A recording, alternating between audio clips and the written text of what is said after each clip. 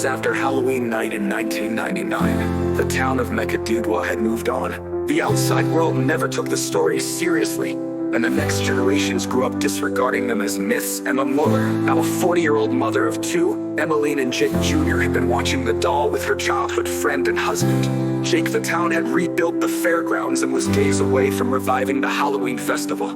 Despite protests from people like Emma and Jake, the event would proceed. Emma and Jake stood with a group of protesters at the fairgrounds, signs reading "No Festival" and "Remember 1999," blending into a cacophony of desperate pleas. Tom Bradford, still scarred from that night, raised his sign.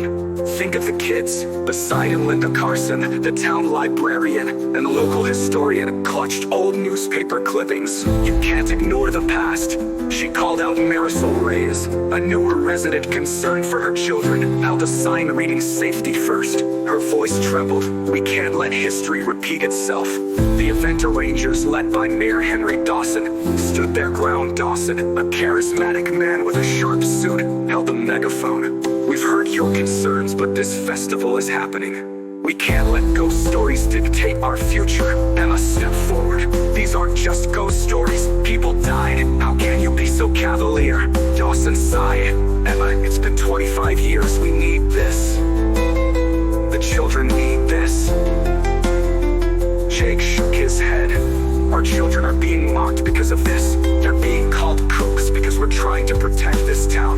Ethan Caldwell, from the planning committee, stepped up. "We've taken every precaution.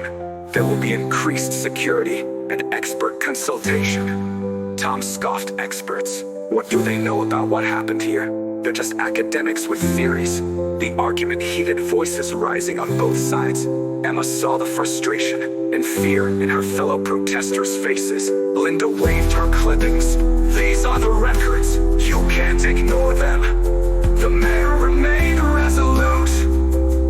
"We appreciate your passion, but the decision is final." As the meeting ended, Emma and Jake gathered their children who had been waiting nearby. Emmeline clung to her mother, her eyes wide with fear. Jake Jr. stood close to his dad, worried. "We'll keep fighting," Emma assured them. "We'll do everything we can to keep everyone safe." But as they walked home, the weight felt heavier than ever. The shadows of the past loomed large, and the Muellers knew the real fight was just beginning.